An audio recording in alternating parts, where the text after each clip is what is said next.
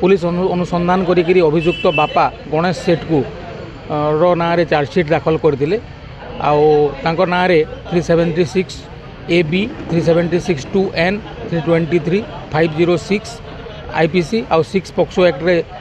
Chargesheet दाखल करने पर चार्ज फ्रेम होता आ घटनार मोकदमार शुणाणी करी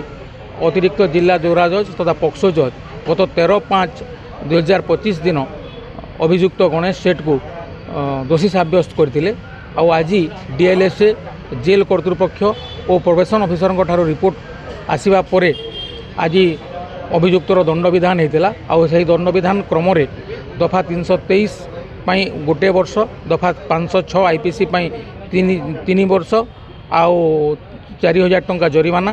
आउ दफा 376 AB दफा 376 2N आउ दफा 6 पोक्सो एक्ट रे ताकू आजीवन कारादंड रे कोर्ट दंडित करछंती संगे संगे 20,000 टंका फाइन देवाई निर्देश देछंती। यही जो आजीवन कारादंड रे दंड तांकर अनुजाई से अभियुक्त तांकर जीवन रो शेष पर्यंत जेल रे रहिबे।